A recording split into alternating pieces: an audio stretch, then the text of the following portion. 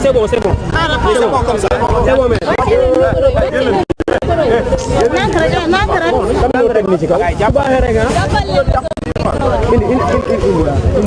Non, très bien. Après, ñu noppi nag. Waaw.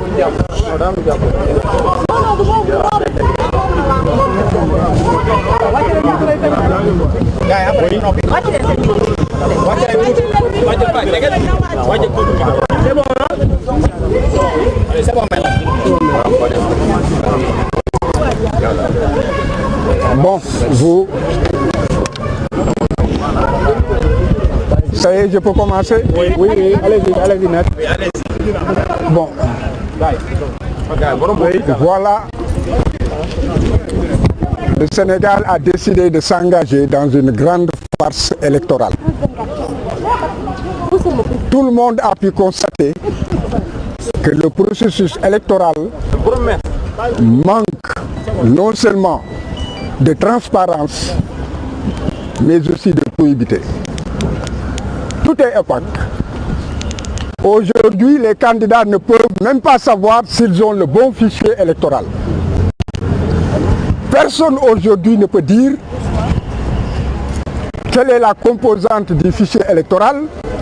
Personne ne peut dire comment ont été paramétrées les clés USB qui ont été remises.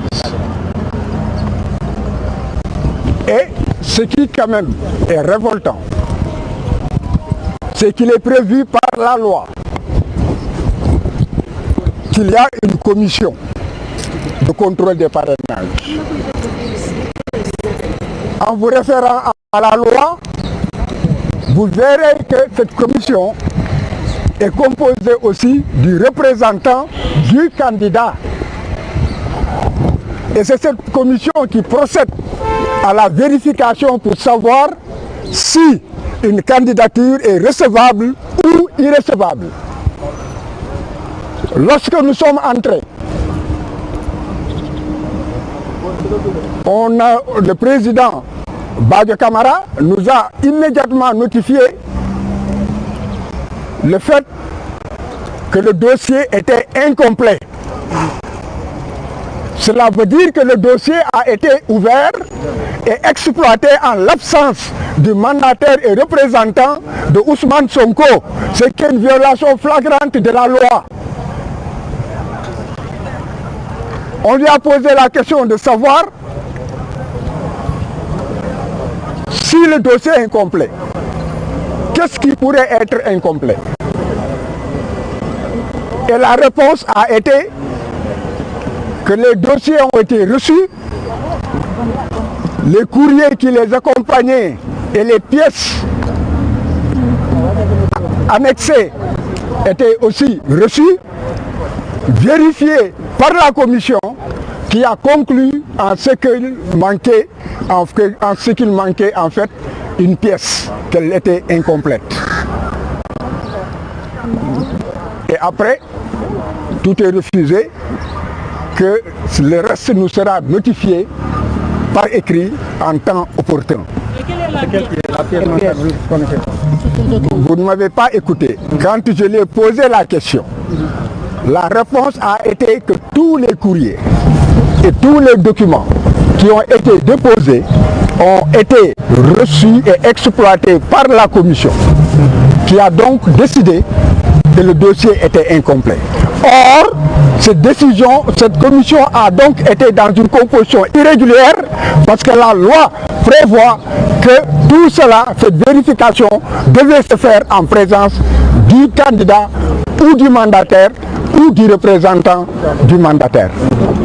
Donc il est clair que la cascade de violation de la loi ne s'arrête pas et qu'il y a une volonté d'aller vers des élections qui, dès le départ, manquent de transparence et qui, en tout état de cause, ne reflèteront pas la volonté de la nation. Et la communauté nationale et internationale qui m'écoute peut vérifier les dispositions de la loi et elle pourra voir que la commission ne peut pas siéger valablement si en fait le représentant du candidat n'est pas en fait présent. C'est la raison pour laquelle je pense que l'opinion publique nationale et internationale retiendra que c'est une farce électorale qui a été organisée et qui continue d'être organisée. Qu'est-ce que vous comptez faire? Ce que nous comptons faire, nous le savons, nous ferons les recours prévus par la loi, nous resterons dans la légalité, mais dans tout état de cause, la souveraineté populaire s'exprimera. Je vous remercie.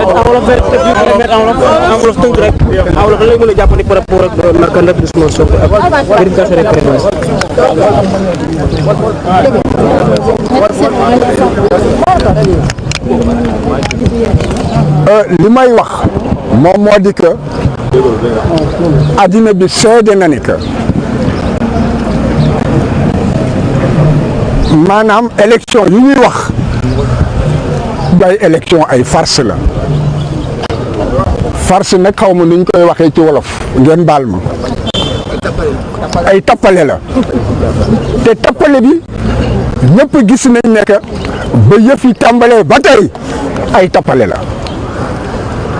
justice la mu wax yëpp dañ koo jël sànni ko ci maa tey ak doore la ñu wéy matt ne ko Ousmane Sonko du bokk ci candidat yi mu neex ko mu naqari ko mu neex ña ànd ak moom mu naqari leen mu neex réew mi mu naqari réew mi mu neex addina bi mu naqari addina bi ci loolu la ñu wéy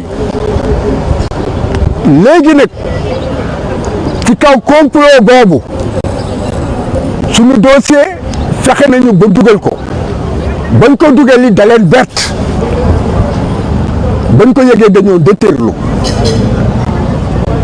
léegi nag tey la ñu waroon xool ndax suñu parrainage jaar na yoon suñu parrainage député la donc day jàll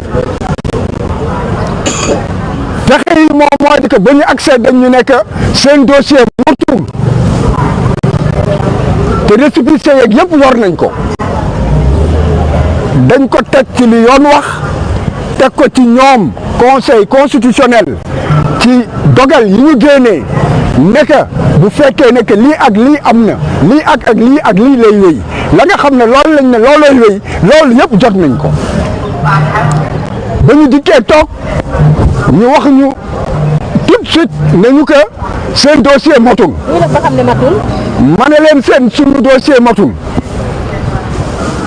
lan moo tax suñu dossier lan moo motul ci suñu dossier ñu ne ma fekkee seen dossier Ousmane Sonko motul te bu fekkee ne que dinañ leen ko yëgal dinañ leen wax lan moo ci motul ma ne leen yéen membre yi toog dossier complet lañ leen jox mu dog ma ne que président bi dog ma Badio Camara ne que lépp loo fi indi mu doon ci dossier mu doon ci ay bataaxal yëpp wane nañ ko commission bi réunir na ba pare xool gis ne que manqué na pièce te commission bi mënul réunir te fekk man fekkeewuma ko pour que ñu war a dajji enveloppe bi nga xam ne ci laa def kayit yi dañ koo scellé pour que ñu vérifier ci sama kanam ba pare nañu ne alkaati bi kaay ñu yëkkati dafe pour que mu génn nekk wax ji jeex na wante ma xam ne que donc wax ji du ci ñoom kaddu yi ci réew mi la war a dem kaddu bi ci